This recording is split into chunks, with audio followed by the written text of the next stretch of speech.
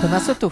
On vous l'annonçait dès hier matin sur Europe 1. La France va perdre des places au classement PISA, classement qui évalue les performances du système éducatif dans les grands pays. Bonjour Nicolas Barré. Bonjour Thomas. Ces mauvais résultats n'inquiètent pas que les grands élèves, les parents ou les profs. Ils soucient aussi beaucoup les milieux économiques, Nicolas. Eh bien oui, pour une raison très simple, nous ne resterons pas la 5e puissance économique mondiale avec un système éducatif qui nous situe entre le 25 et le 30e rang.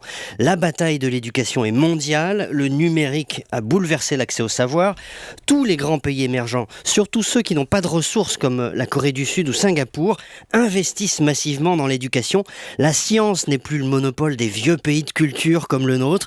La qualité de notre système éducatif n'est plus à la hauteur de notre histoire intellectuelle. Nous vivons sur nos acquis et nous perdons des places. Aïe, vie sur ses acquis, c'est évidemment une mauvaise appréciation quand on Voilà. la retrouve sur son bulletin de notes. Ça veut dire quoi, Nicolas ? Que nous devrions investir davantage dans l'éducation ? L'éducation nationale, c'est quand même le premier poste budgétaire du pays, si je dis pas de bêtises. Oui, mais c'est pas une question de moyens. Nous avons exactement le même nombre d'élèves en primaire et en secondaire, c'est frappant, que le Royaume-Uni et l'Allemagne, 10 millions et demi. Or, nous avons plus d'enseignants, nous dépensons 30 milliards d'euros de plus et nos résultats baissent.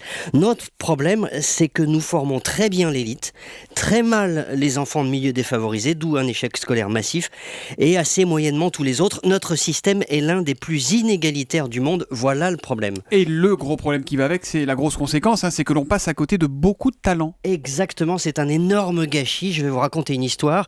Un très grand chef d'entreprise franco-ivoirien, Tidjane Thiam, patron du plus gros assureur britannique, me disait l'autre jour la chose suivante.